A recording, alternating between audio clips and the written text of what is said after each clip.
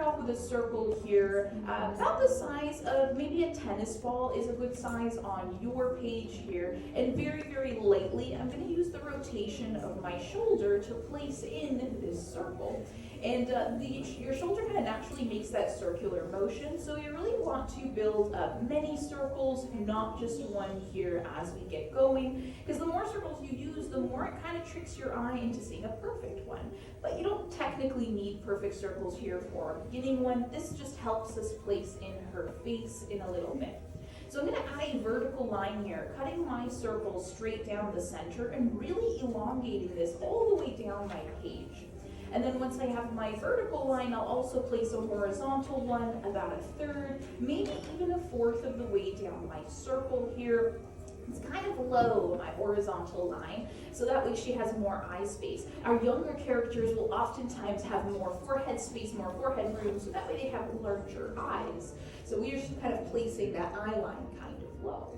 I'm also going to start working on her chin next. And for her chin here, I'll start with these like letter C curves here on either side of my circle, really dropping them right below that original circle that I drew. Again, very light. I'm not going to darken anything in just yet. Now I do want to give her more of like younger features because she is still a younger character. She's a young adult, not quite like anything older than that. So we do want to make sure she has very rounded features as well.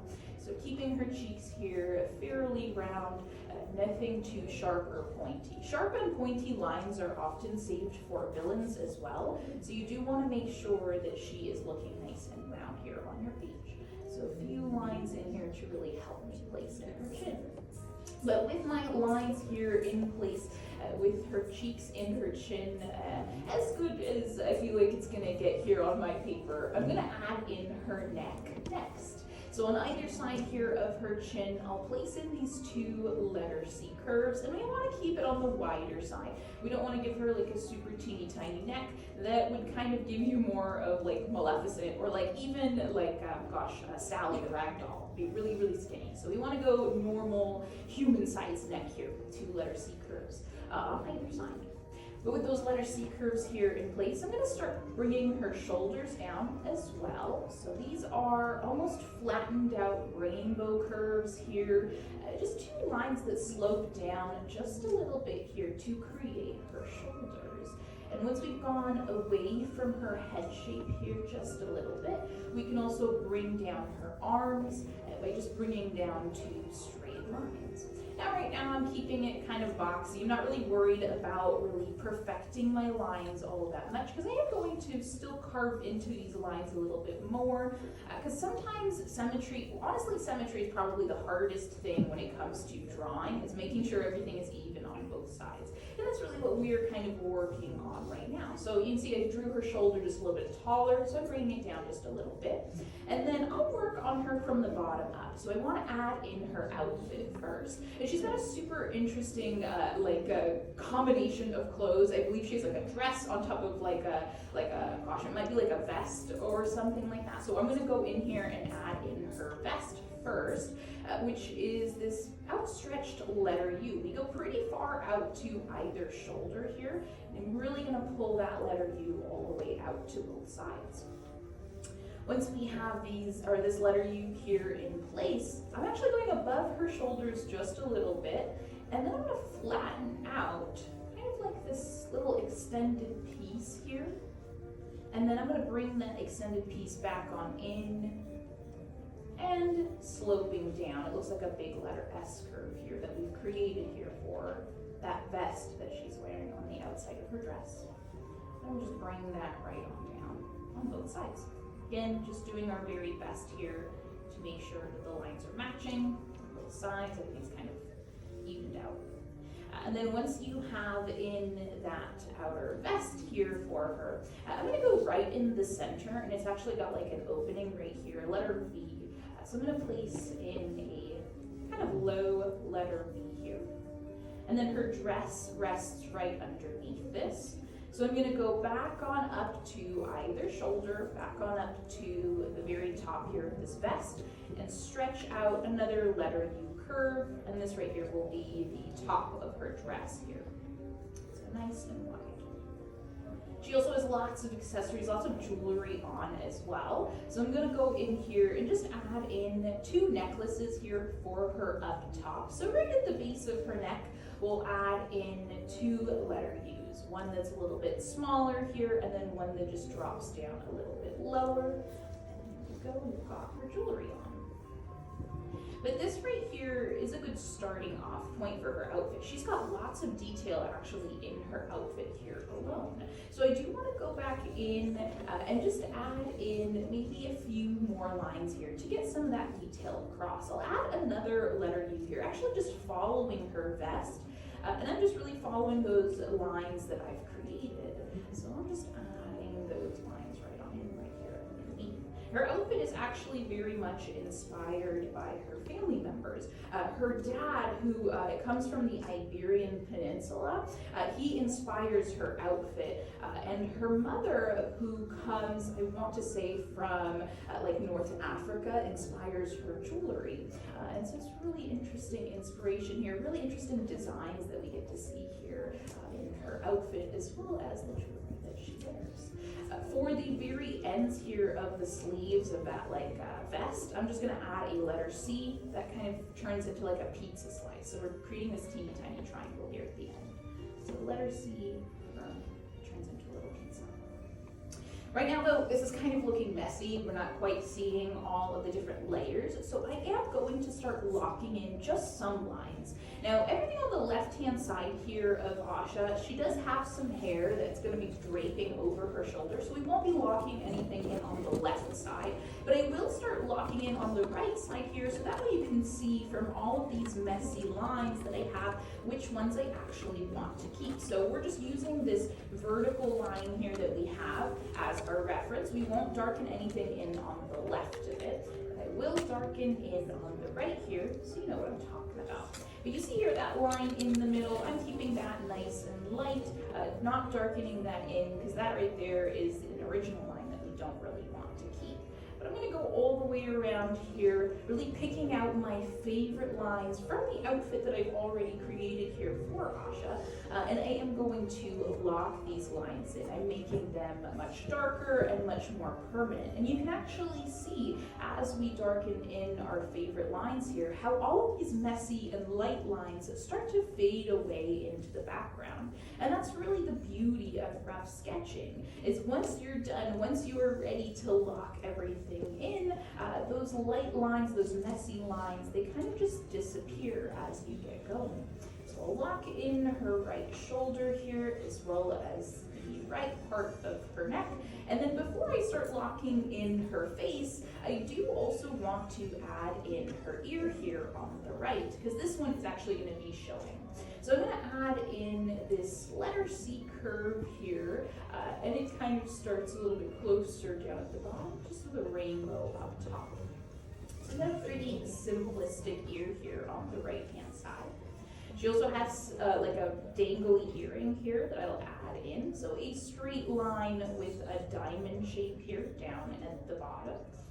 And then with her dangly earring in place, you can even lock that in as well. Nice and dark here with your line work. You don't really have to leave this light at all. And I'll also lock in her ear, as these lines here are not going to be changing. I'm not going to be changing them at all. So I do want to make sure they're nice and dark on my page. And we can do the same thing here with her chin. Everything on the right-hand side can be now locked into place. Now for the top of her head though, I'm going to keep that nice and light because I do want to start adding in her hair so we can get to the other side and start finishing up the other half of our drawing. Now she is actually our very first Disney heroine or Disney princess who has box braids. So that's what we are going to go in here and start kind of recreating. So from her ear here, pretty close to her earring, I just brought down a straight line. And right underneath her earring here, I'm going to pull her braids here kind of to the left-hand side with this swooping letter U. Following the very first straight line I've placed, I'm going to add another straight line, just bringing this straight down. And then to add more braids in here, I'll just add in a few more swooping letter C curves here, kind of pulling that back and to the left.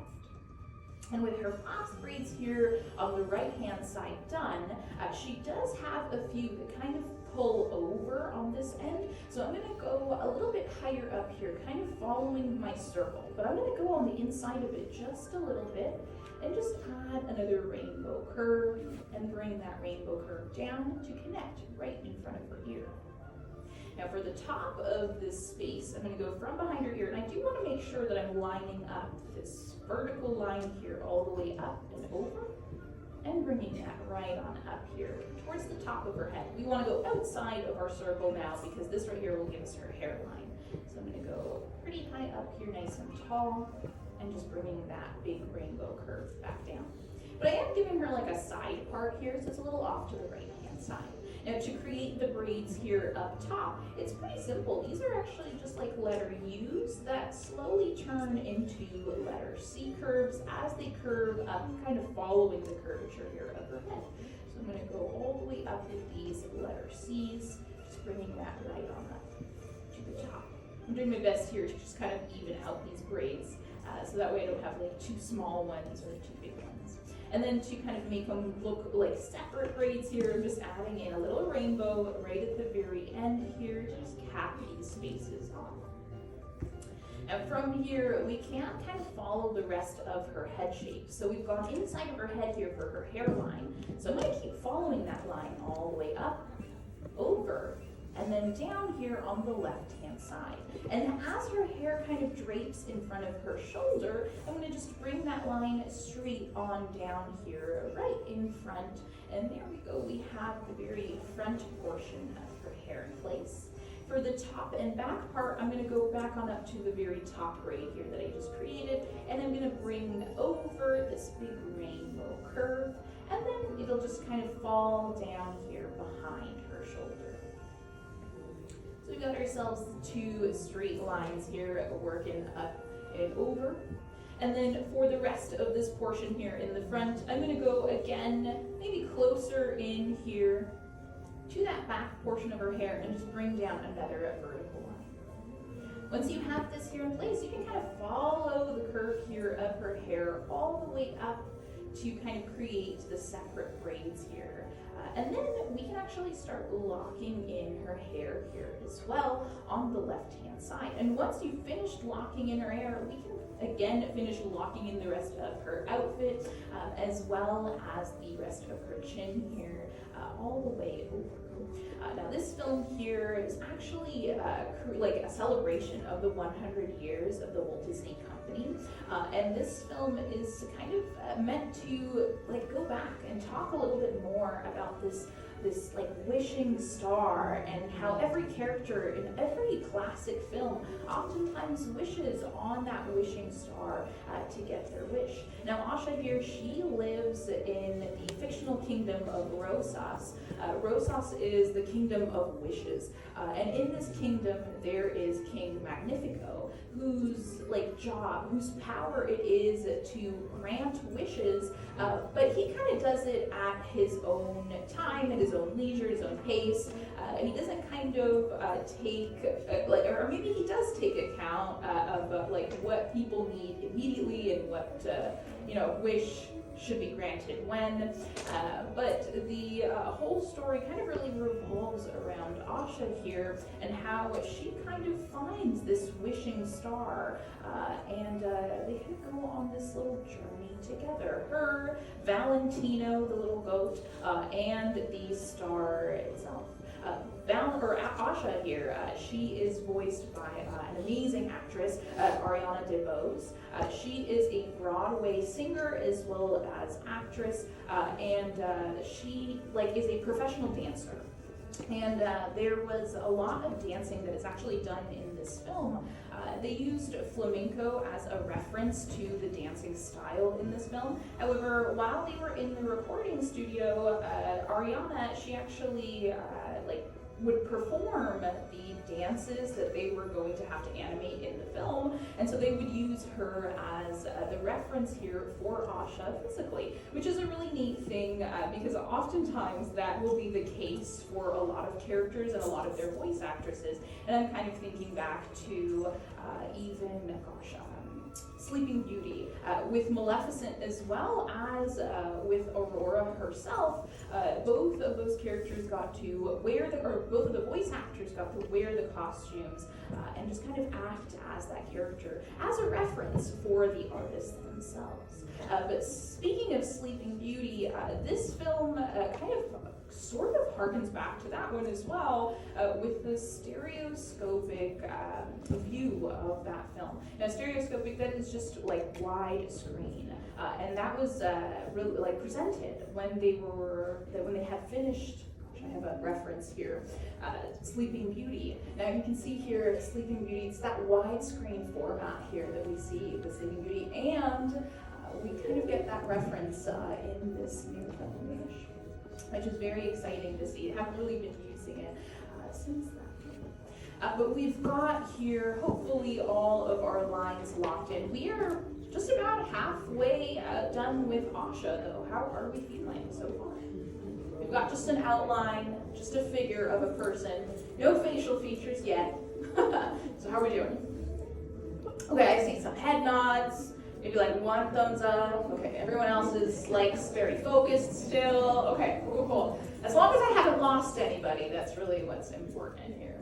Okay, looks like we're all good. We all need just like a little bit of coffee, possibly. Who knows? That's okay. You know what? Day is still young. You guys still have time for coffee.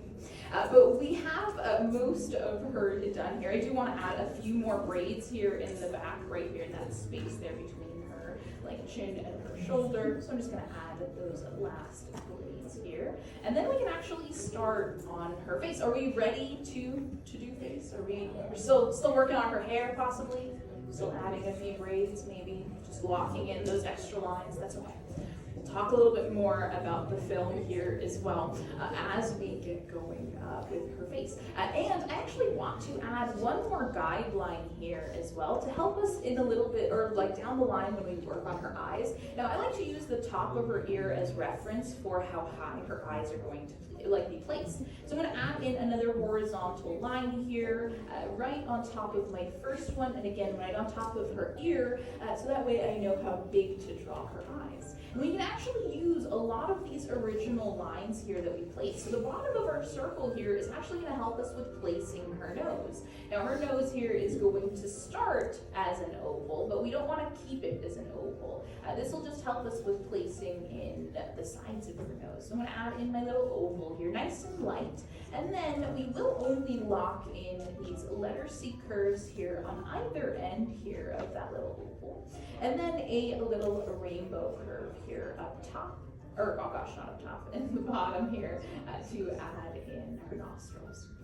Her smile is going to rest right below here, and it actually rests pretty close to her nose, so we don't want to go too far like in the middle here of her chin. And I'm really going to stretch out a nice wide smile here on either end, really giving her a very happy look here to her. And then on either end of her smile, I do also want to close that off with some smile lines, these little rainbows to make it look like she is smiling so nice and big, she's kind of pushing up her cheeks. And then for her lips, she does have a Cupid's bow, so I'll start with a letter V here right underneath her nose, and then stretch out these two kind of like mountain tops here to either end, and really just pulling her smile down into either corner there. Now her lower lip is pretty simple, it's just a letter U, and again, we'll just pull it to kind of flatten out to either corner there as well.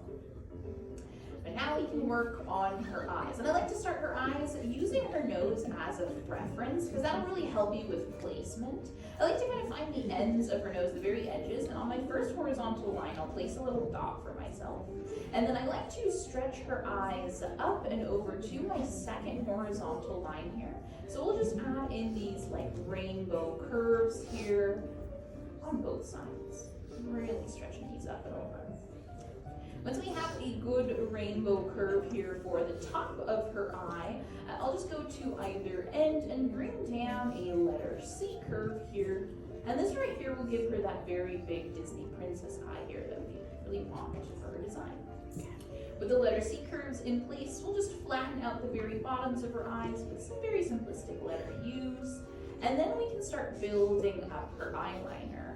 And this as well kind of gives her eyelashes as well without drawing them in individually. But if you'd like to draw in individual eyelashes, you totally can, it's up to you. I am going to add one little wing here right at the very end of her eye. And if you feel like her eyes are a little bit mismatched, maybe, like one's slightly smaller than the other, that's oftentimes the issue.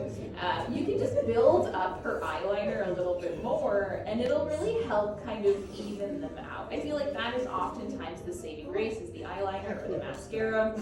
That will really help kind of save the day oftentimes. So really kind of just work on thickening up that top lash line. But with her eyes here in place, I'm just going to add in her pupils, which are these circles, and I'm placing them very, very close here to the inner corner of her eye so that she can look out at all of you guys. So a nice big circle in here for her pupil. And the eyes are like the most important part of your drawing. They are the focus of your character. So go back in and shade these eyes in nice and dark, so that way she can be looking forward and focused. With her eyes in place, though, the last thing really that we're missing are going to be her eyebrows. The one on the right here, I kind of like to just raise them up here ever so slightly, placing them in the middle of her forehead.